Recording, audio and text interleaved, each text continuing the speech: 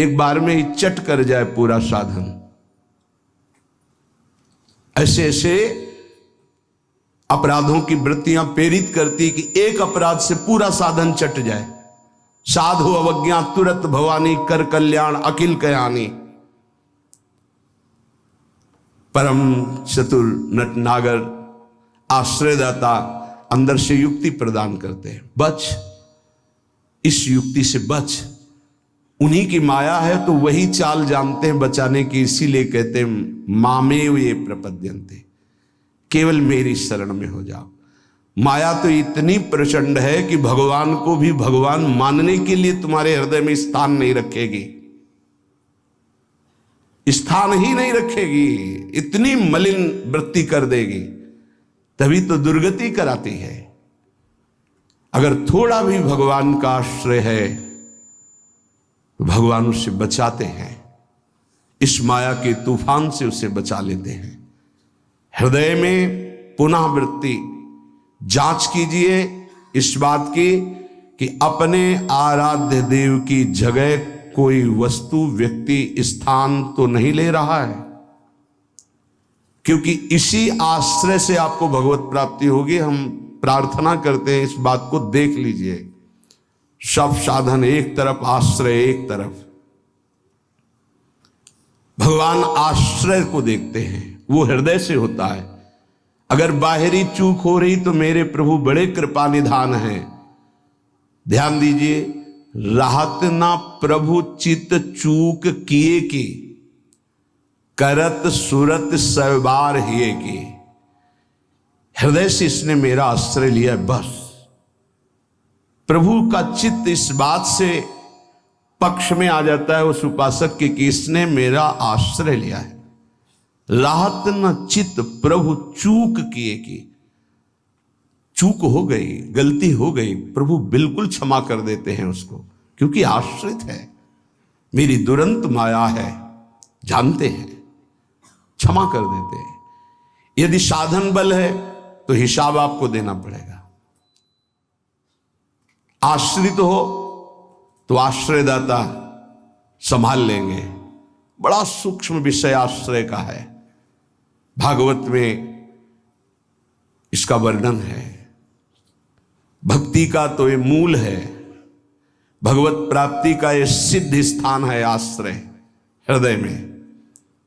अवगुण करे समुद्र सम, गणत ना अपनो जान, ना गणत।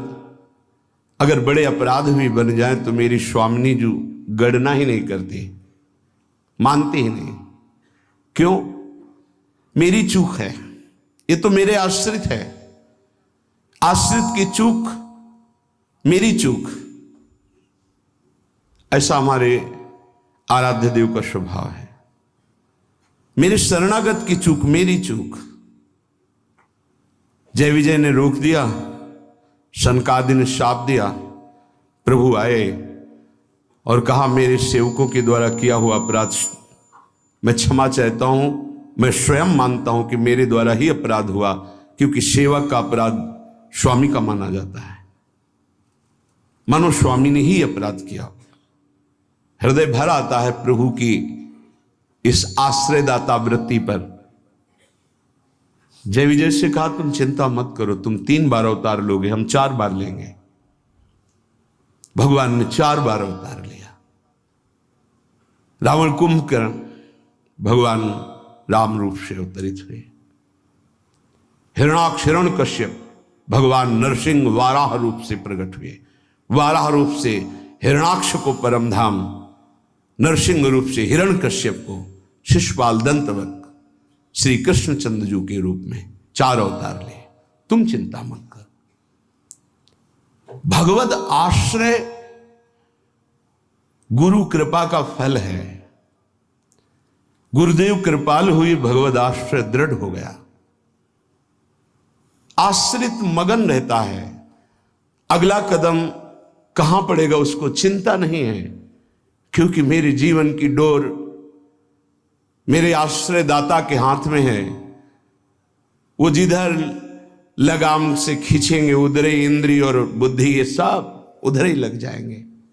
नाथ आप देख लो, मैं आपकी शरण में हूं। बड़े बड़े महाभागवतों ने इसी आश्रय के बल पर मायावी नाना प्रकार के काम क्रोधात पर विजय प्राप्त की। ये बड़े मायावी, समझ में ही नहीं आता।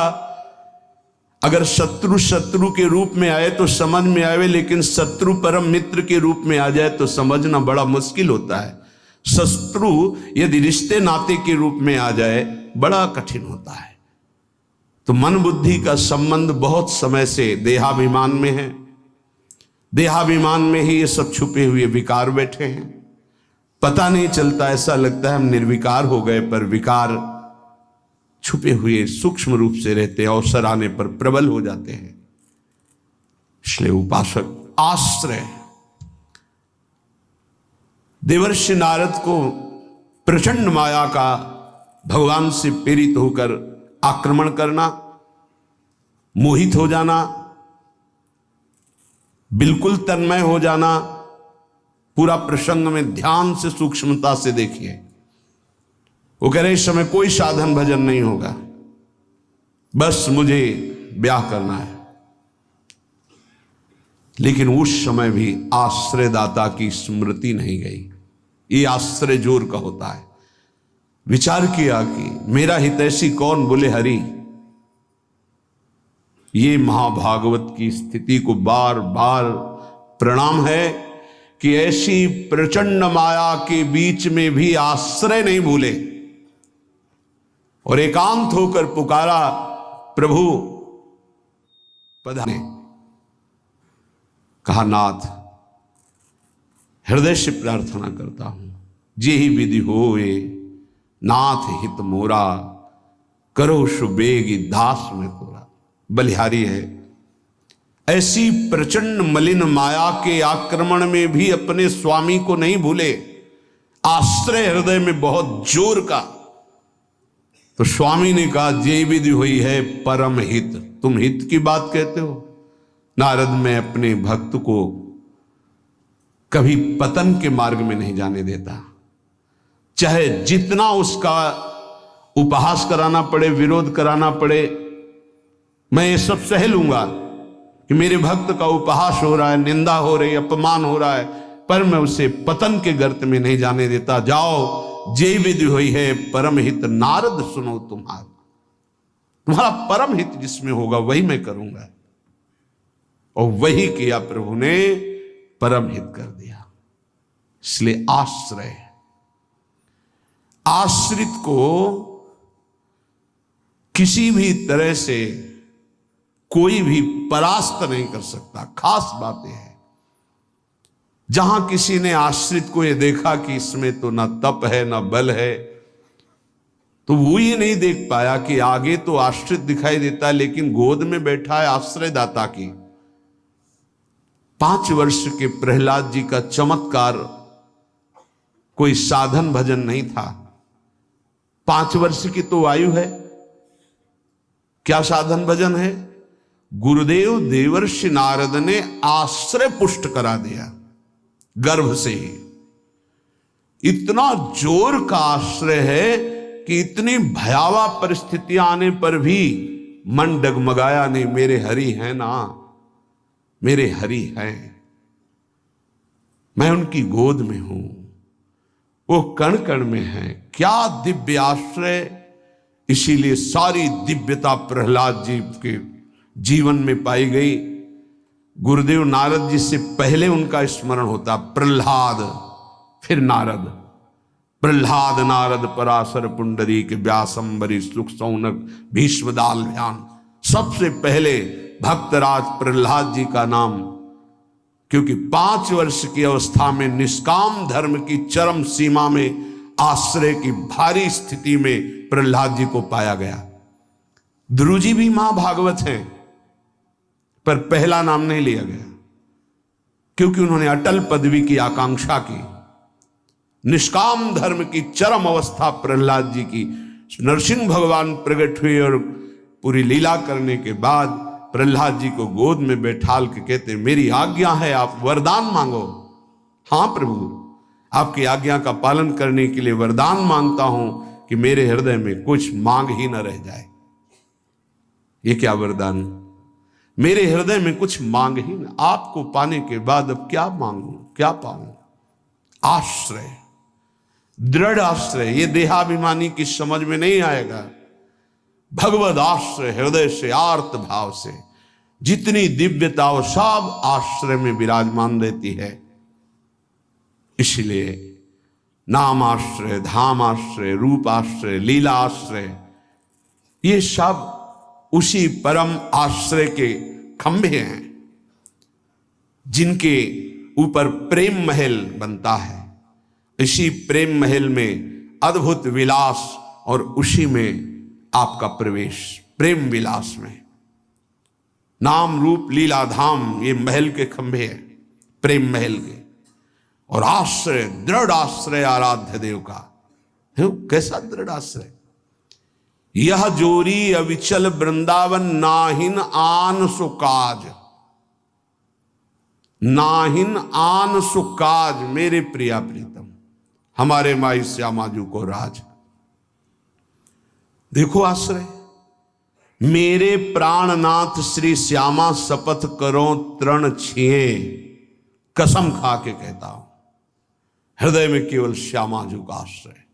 आचार्य चरण कह रहे, मेरी महारानी श्री राधा रानी, जाके बल में सब सो तोरी, नाहि नान सुकाज, शपथ करो तृण छिए, सब सो तोरी, लोक वेद कुल कानी, मेरी महारानी श्री राधा रानी।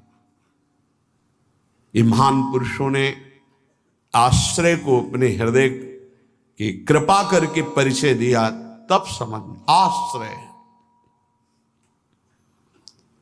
सच्ची कहते हैं, आश्रय एकमात्र आश्रय, नहीं ऐसी धूल भरी आंधी कि तुम समझे नहीं पाओगे कि साधन कर रहे हो कि असाधन कर रहे हो। बहुत सावधानी की जरूरत है, क्योंकि चित्त द्रवित हो जाता है। द्रवित चित्त में जो भी संस्कार डालोगे बहुत जोर के होते हैं। जैसे मोम को पिघला दिया जाए, फिर उसमें जो छाप लगाई जाए वो बहुत जोर की लग जाएगी। चढ़ के मैन तुरंग पर चलिबो पावक माही, प्रेम पंथ अति कठिन है, सबको निबहत नाही। जैसे मोम के घोड़े पर बैठकर आग से निकलना हो तो कैसा खतरनाक खेल है, ऐसे द्रवित हृदय से विषयों को पार करना है। कोई भी आकर्षण, कोई भी व्यक्ति वस्तु स्थान अपना अधिकार बना सकता है हृदय में, क्योंकि द्रवित हृदय, एक बार छाप लग गई तो द्रवित हृदय की छाप को मिटाना बहुत कठिन होता है।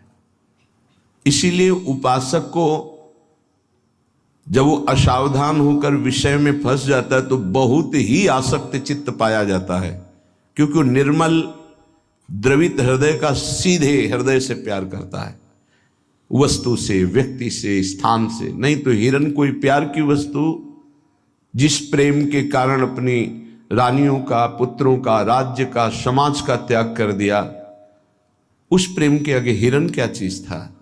पर द्रवित हृदय, छाप लग गई, अगला जन्म हिरन का हुआ। द्रवित हृदय उपासक का होने लगता है। मलिन हृदय की छाप तो मिटाई जा सकती है, ये सूक्ष्म विषय है।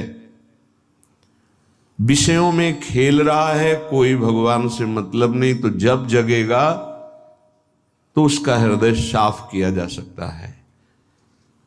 जब ज्ञान होगा, उसको सत्संग मिलेगा तो सुधार बड़ी तीव्रता से हो जाएगा, यदि कुसंग ना हो तो। लेकिन यदि उपासक का हृदय आसक्त हो जाए तो बहुत ही उसमें विचित्रता पाई जाती है। जैसे द्रवित हृदय किसी रूप में फंस जाए, शरीर में फंस जाए, वस्तु में फंस जाए, उसकी एक विलक्षणता होगी उपासक की। जैसे वो प्रभु की तरफ चला था वैसे ही विषयों में अनन्य होकर के चलने लगेगा। चिंतामणि में अत्यंत आसक्त, हटे, प्रभु में मन को लगाने की चेष्टा की, लगा, फिर वैसे ही एक नववधु को फिर वैसी नवीन आसक्ति, अर्थात वो अभी हृदय से छाप मिटी नहीं थी। इसीलिए उन महापुरुष ने अपनी दोनों आंखों को ही विदा कर दिया। मेरे नाथ से तू फिर मुझे विमुख किया, अब संसार को देखूंगा ही नहीं। दोनों आंखें फोड़ ली। द्रवित हृदय अत्यंत आसक्ति, ये विषयी पुरुष नहीं कर सकते ऐसी आसक्ति, वो विषय में भी ऐसी आसक्ति नहीं कर सकते जैसी उपासक आसक्ति करेगा। इसलिए बहुत सावधान, उपासना के मार्ग में अपने आराध्य देव की जगह किसी को नहीं देनी चाहिए। उनकी जगह कोई है ही नहीं, समान ही नहीं, तो बढ़कर क्या है। पर सही मानिए हम अपने आराध्य देव से बढ़कर किसी को स्थान दे देते हैं, वो चाहे कोई शरीर हो, वस्तु हो, स्थान हो, कुछ भी हो। इसका परिचय यही कि अपने आराध्य देव के स्मरण का महत्व नहीं रहा, स्मरण छूट रहा है, स्मरण छूट गया और तुम राजी हो। तद्स्मरणेन परम व्याकुलतेत, इसका मतलब तुमने अपने आराध्य देव से बढ़कर कुछ मान लिया। बड़ी मलिन बुद्धि है, बड़ा मलिन मन है। इष्ट कृपा, गुरुदेव कृपा अवसर आता है मुक्त होने का। इंद्रियों को संयम में कर कर प्रेम समुद्र में डूबने का, पर धिक्कार है ऐसे मन को, ऐसी बुद्धि को जो पुनः मलिन भोगों में फंसा देती है, मलिन संसार के राग में फंसा देती है।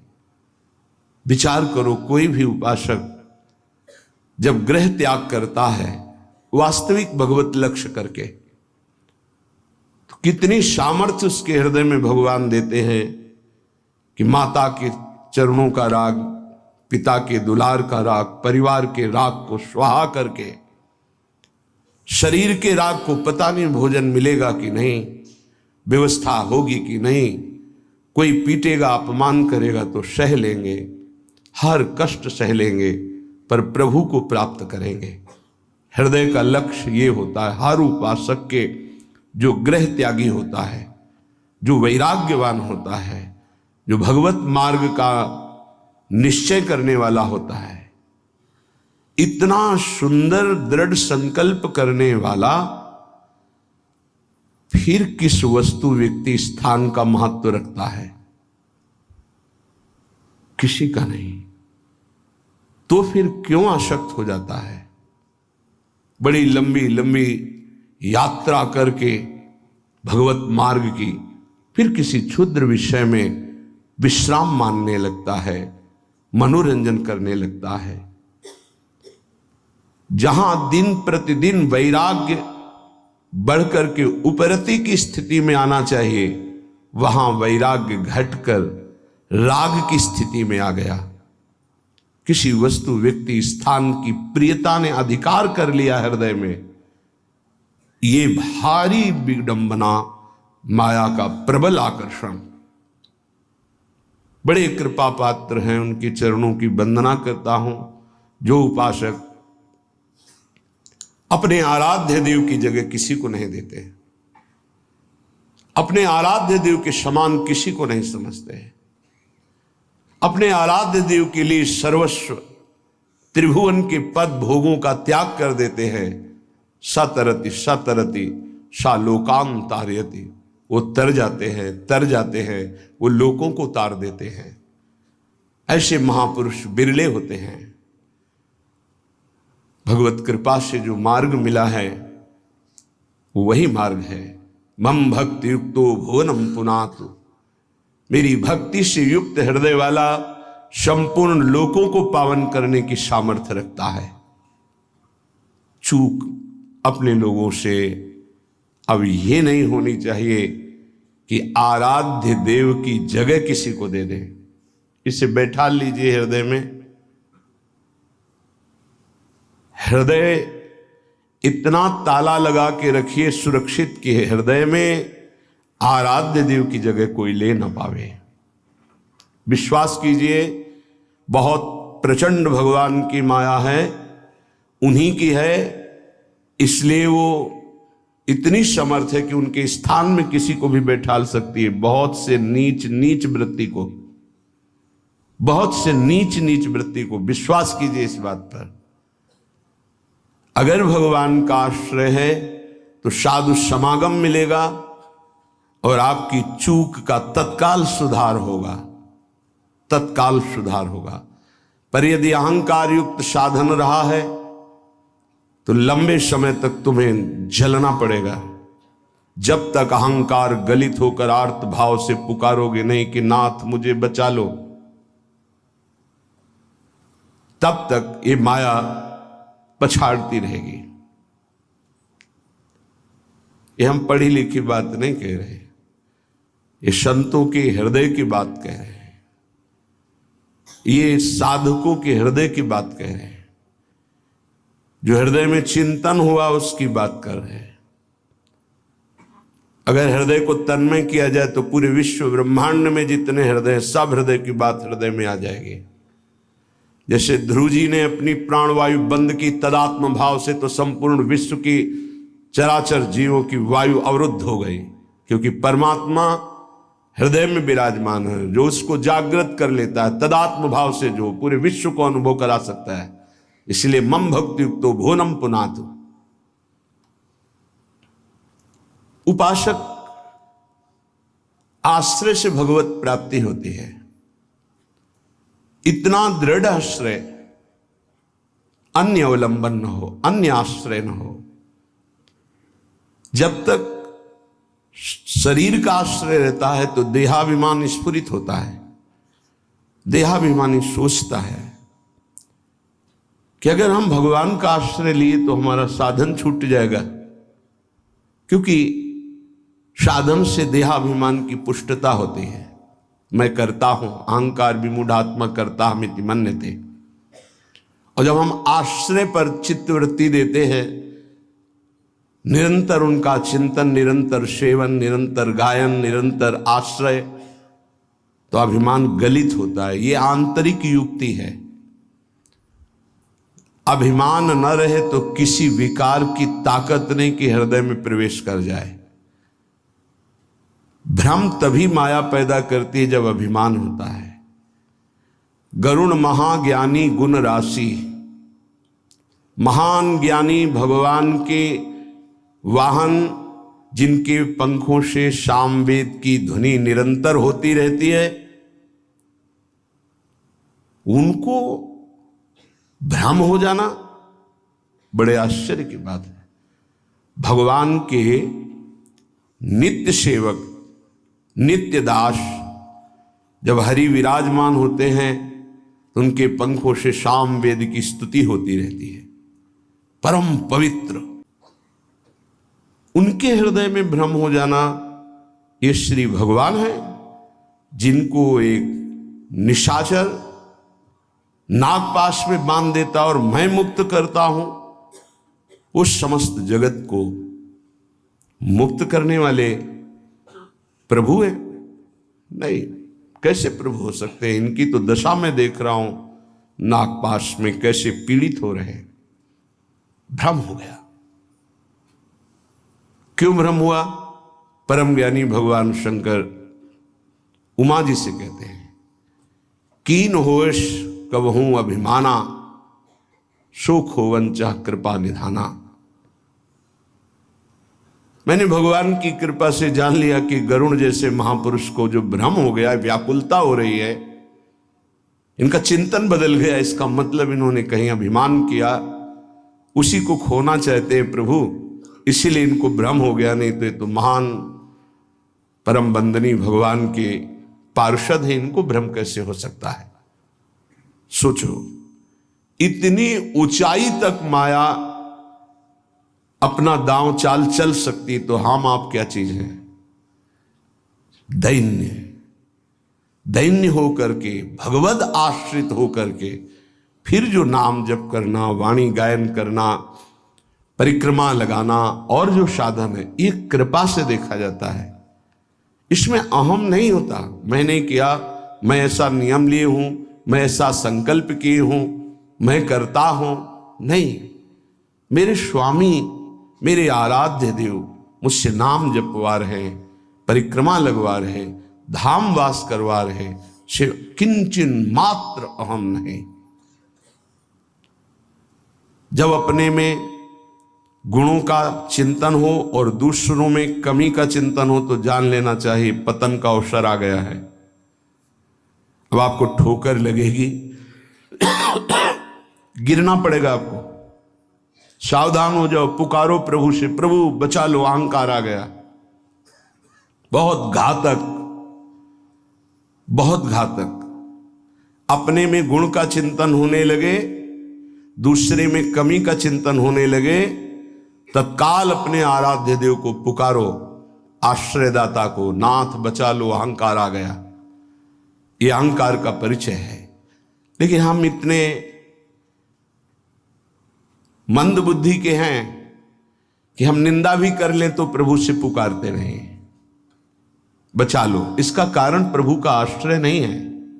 जो हम आश्रय आश्रय चिल्लाते हैं उसको समझिए, प्रभु का आश्रय नहीं है, गुणों का आश्रय है। और जितने भी गुण हैं वो मायाकृत है। गुण मानी संसार और सकल गुण प्रीत बिनु, बहुत धरत सिरभार, श्री हरिवंश कृपा बिना। बिना आचार्य कृपा के, गुरु कृपा के, गुणाभिमान हृदय में होता, उसी का संसार सम्मान करता है। तो बोले प्रीति के बिना सब व्यर्थ है। आश्रय से प्रीति होती, प्रीति से दृढ़ आश्रय होता है। उपासक हृदय में देखता रहे कि जिनके हम आश्रित हैं उससे बढ़कर कोई ना हो, तो पड़े रहोगे तो भगवत प्राप्ति हो जाएगी। हमारे शब्द को बहुत बिना किसी तर्क के, क्यों में के, इसे स्वीकार कर लो। यदि आश्रय दृढ़ है हरि का, एक ही उपाय से माया से मुक्त होने की बात भगवान ने कही।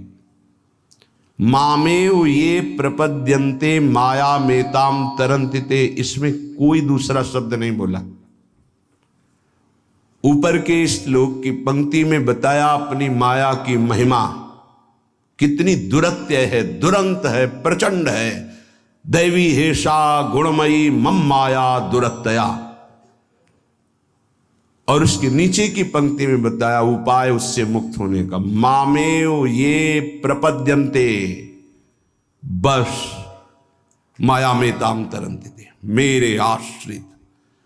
अभी ये आश्रय कैसे दृढ़ होता है तो उपाय बताया जाता है। आप ऐसे रहो, आप ऐसे चलो, आप नाम जप करो, आप वाणी जी गायन करो, आप ऐसे सेवा करो, इससे आपका आश्रय दृढ़ होगा। भगवत प्राप्ति आश्रय से होती है। विश्वास कीजिए, आश्रय से। यह गुण साधनते नहीं हुई, सर्वेषु साधन वरेषु चिरम निराशा। खास बात, आशा आश्रय दाता से है। आशास्य दास्यम वृषभानुजायास। हमारी आशा स्वामिनी जी से है। हमारा बल साधन नहीं, मेरे बल से वृंदावन रानी आश्रय दाता हमारा बल है। फिर हम साधन भजन क्यों करें? क्यों करना और करना, ना करना और करना, ये अब तुम्हारा विषय ही नहीं। तुम तो आश्रित हो। अब जोई कहां है, करें हम सोई, आयुष लिए चले निज दासी, ये आश्रित है। उपासक समझे, आश्रय के समान कोई भी साधन नहीं है।